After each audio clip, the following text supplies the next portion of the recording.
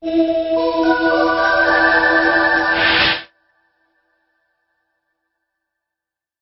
assunto que se destaca na Bíblia, mas também que é uma presença constante no meio da humanidade, em todo o decorrer da sua história, é a religião.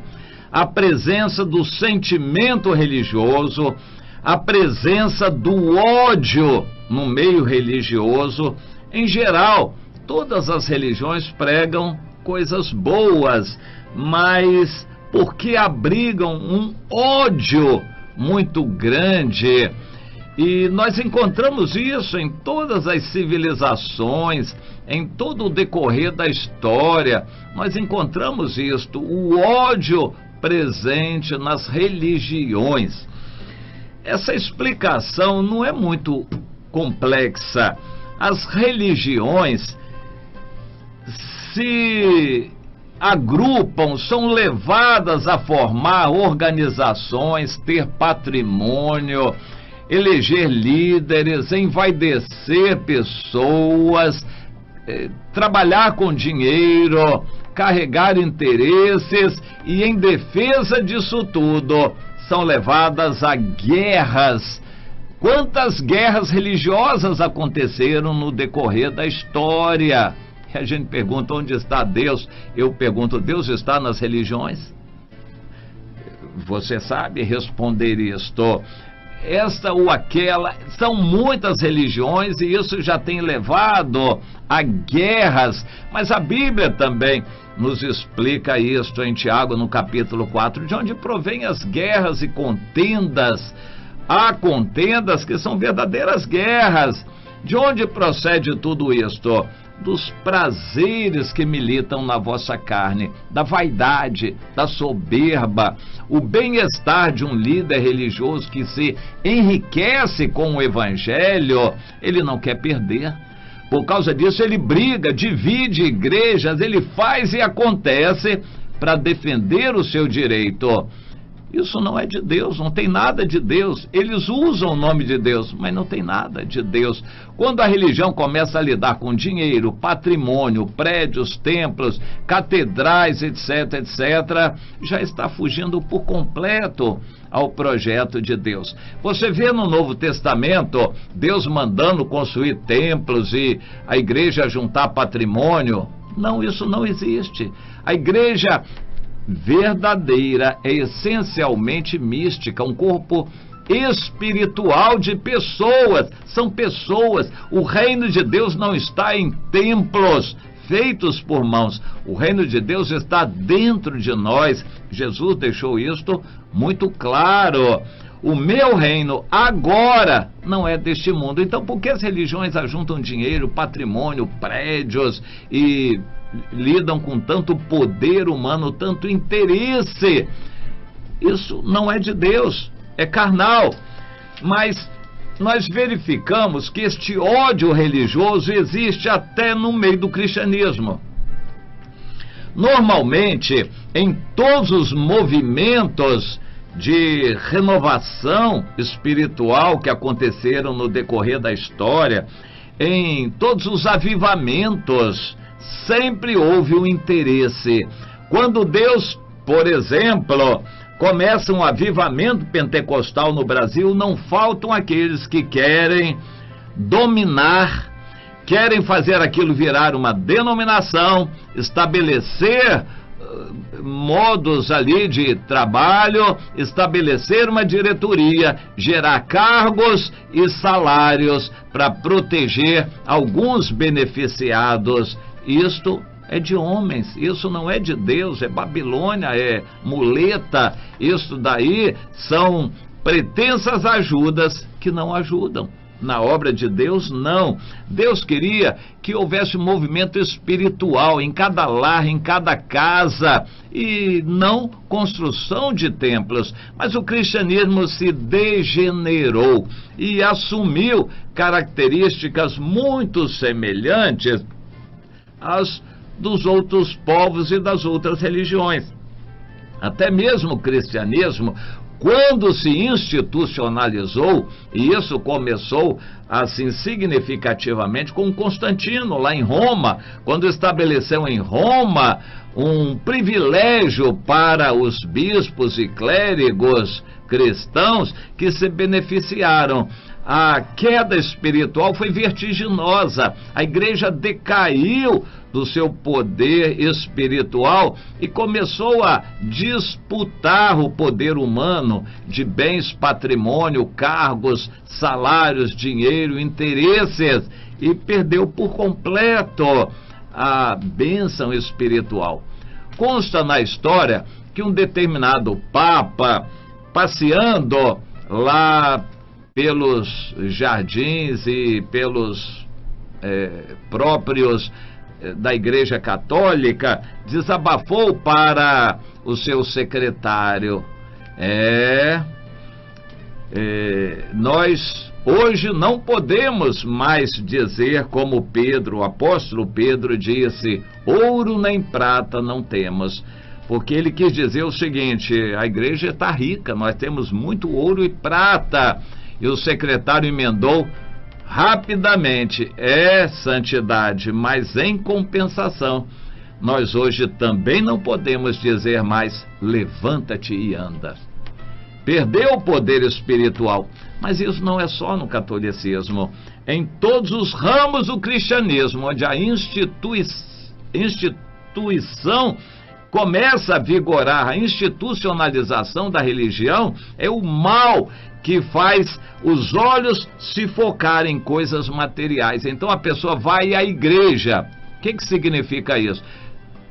Está tudo errado. Nós deveríamos ser igreja, deveríamos procurar os irmãos, nossos líderes, os que nós cuidamos, mas a pessoa vai à igreja. O que significa isso? Ela vai a um prédio, um templo chamado de igreja, onde vai haver uma reunião e às vezes ela nem sabe quem vai dirigir, com quem ela vai estar assentada ao lado. Ela vai à igreja. Mudou tudo. Ao invés de ser espiritual, passou a ser material. A igreja passou a ser material, e isto em todos os ramos do cristianismo. Mas exatamente por causa disso vem as brigas. Quando há uma desavença, uma divisão, cada grupo quer ficar com o templo. Eles não querem ficar com a bênção de Deus, eles querem o templo. E a briga vai à justiça. E a história das denominações em nossos dias no Brasil está demonstrando isso. Quantos e quantos e quantos milhares de causas na justiça estão em torno de disputas de grupos evangélicos por causa do templo. Mas em todos os ramos, no catolicismo também, em todo o decorrer da história da igreja, isso sempre aconteceu. Os jesuítas foram fundados por causa disto, e é este grupo do qual faz parte o atual Papa Francisco. Em todos os ramos do cristianismo, infelizmente, o espírito religioso tem movido pessoas também a não praticarem o que Jesus manda, mas a disputarem cargos, posições, salários e interesses. E isso não traz bênção para os fiéis. O fato é que o evangelho hoje em nossos dias está muito longe do que Deus planejou. Em Atos dos Apóstolos, no capítulo 2, Paulo foi preso e compareceu perante aquela multidão de judeus e teve a oportunidade, não quis perder a oportunidade de dar o seu testemunho. Como ele tinha certeza que eles não estavam interessados no seu testemunho, ele intitulou aquilo Minha Defesa. Se eu estou sendo preso, eu quero me defender. Em nome da defesa, ele deu seu testemunho pregando e evangelizando. Milhares de pessoas receberam a palavra. O resultado foi unânime. Todos eles se juntaram com ódio contra Paulo e queriam linchá-lo ali, matá-lo. Tira tal homem da terra, porque não convém que ele viva. É o que eles disseram. Por quê? Então, somente porque ele estava pregando o evangelho de uma forma diferente daquela que os judeus acreditavam. Ódio. Esse ódio continuou pelo sinédrio adentro. O comandante, o governador civil, levou Paulo, até soltou Paulo e deixou o apóstolo no meio do sinédrio, que Paulo conhecia bem, porque ele fazia parte daquele grupo de judeus. Ele conhecia aquela gente, muitos o conheciam também. E ele foi levado diante daquela gente no sinédrio e começou a se defender.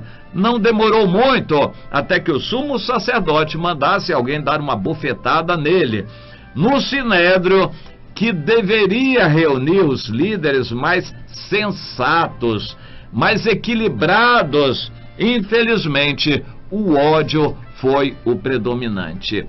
Hoje, no meio das cúpulas de denominações, quando se reúnem, eles, em geral, não estão reunidos para buscar em oração uma direção de Deus, mas estão para resolver assuntos que envolvem interesses e despertam paixões, enervam as pessoas e, não raro, há brigas de todo tipo na justiça, brigas de fato e, no mínimo, um ódio de palavras entre os líderes que deveriam dar exemplo de amor, abnegação e desprendimento. Mas são eles os principais que se apegam a interesses para praticarem o ódio uns aos outros.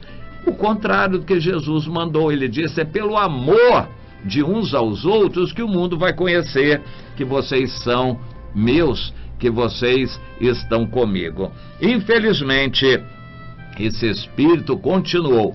Paulo foi preso para Roma. Lá em Roma, Deus queria que ele fizesse a obra, mas ele estaria preso, porque lá também o ódio dos judeus continuou contra Paulo. Infelizmente, quando a religião desperta interesses, o ódio toma o lugar do amor. A ordem é que nos amemos uns aos outros. Líderes de uma denominação deveriam amar os líderes de outras denominações, mas normalmente eles odeiam. Infelizmente, esta é ainda a realidade em nossos dias, no Brasil, inclusive, e por causa disto, a ira de Deus, a maldição sobre o país, porque o seu sal se tornou insípido.